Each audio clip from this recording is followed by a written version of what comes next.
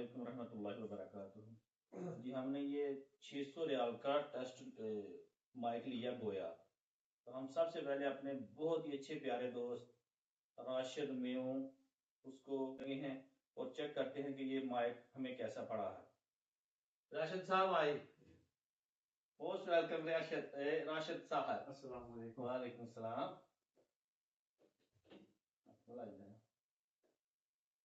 सीधा नहीं। क्या हाल, ठीक हो? राशिद भाई क्या हाल है? शुक्र है अल्लाह, तुसी सुनाओ। काम कैसा जा रहा है? अल्हम्दुलिल्लाह। दिल लग गया सऊदी में? अल्हम्दुलिल्लाह। कितने साल बाद छुट्टी जाना?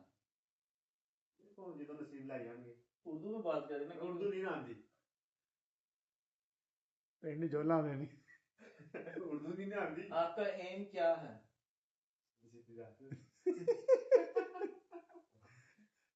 जिंदगी दे कितनी कुछ स्ट्रगल तुहां कीती है? बहुत कीती नहीं हले। किस काम च? कोई काम नहीं कीता जिंदगी च।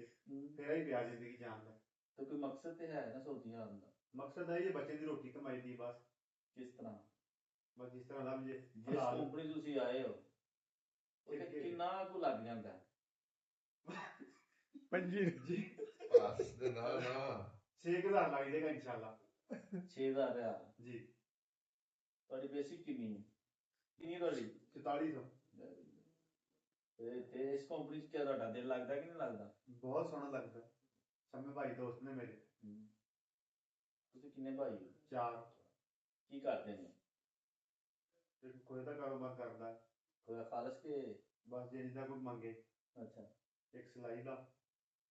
ਸਿਲਾਈ ਦਾ? ਹਿੰਦੀ ਕੀ ਕਰਦਾ? ਹਿੰਦੀ सीलिंग का काम करता हूँ। ਅੱਛਾ 6 दिन वेला जिम्मे ਨਹੀਂ ਤੁਸੀਂ ਹੁਣ ਖਰੋਜ ਗਏ ਸੀ ਇਸ ਕੰਪਨੀ ਚੋਂ ਪਾਕਿਸਤਾਨ ਕਿੰਨੇ ਸਾਲ ਰਹੇ ਹੋ? 2 साल। ਕੀ ਹਾਲਾਤ ਹਨ? शुक्र है अल्लाह का गुजारा होता बस। ਸੈਟ ਕੇ बस गुजारा होता शुक्र अल्लाह का। ਹੁਣ ਇਹ ਕੀ ਬਣ ਕੇ ਜਾਓਗੇ? जो आए हैं ਨਹੀਂ ਕੋਈ वही बन के जावांगे वापस। ये बन के जाना, जो आए हैं वही बन के जाना। ऐसे भाई मेरे बहुत अच्छी तरह आए चाय का इंतजार कर रहे हैं। आएगी भाभी के हाथ चाय आएगी। चाय भी टेबल दी पियो। चाय इतनी होंगी तो ज्यादा मजा सी नाल मिठाई। अच्छी नसीहत कर दो सानू कोई अच्छी बात। ਤੁਸੀਂ ਕਰਨੀ ਤੇ ਅਸੀਂ ਅਮਲ ਕਰਨਾ ਹੈ। कोई अच्छी बात नसीहत नहीं आया ना को। नहीं नसीहत नहीं आया ਸਾਡੇ ਕੋਲ ਤਰੀਕੇ ਨੇ। हाँ मैं छोटी सी हदीस सुनाना सुनाओ। जिदे रावी हजरत अबू हुरैरा रजी अल्लाह तआला अन्हु कि अल्लाह दे नबी ने फरमाया 3 किस्म दा सदका है जेड़ा बंदा करे ते सवाब हुंदा है। नंबर 1 अल्लाह दी राह ते देना। नंबर 2 गरीबां मस्कीनां नूं खवाना। नंबर 3 अपने अहलो यार यानी फैमिली ते खर्च करना। रिश्तेदारां हाँ अहलो यार फैमिली पहला आंदी। तो फरमाया कि सब तू इन्हां तिन्हां तू सब तू बेहतरीन सदका पता की है जेड़ा अपने अहलो अयाल यानी बीवी बच्चे ने खर्च किया जाए। सब तो बेहतरीन ये भी सदके च आंदा क्योंकि उन्हां दी जरूरतां पूरीआं करने आ। हुण तुसीं दसो कि कोई नसीहत कर दो सानू। बस नसीहत ਤੁਸੀਂ ਜਿਹੜੀ ਕਰ ਲਈ ਤੇ ਅਮਲ ਕਰਾਂਗੇ ਅਸੀਂ ਇਨਸ਼ਾਅੱਲਾ। वो तो ना भी करोगे तो अगली करवा लेगी। क्यों जी? ਤੁਸੀਂ ਸੁਣਾਓ ਕੁਝ ਹੋਰ।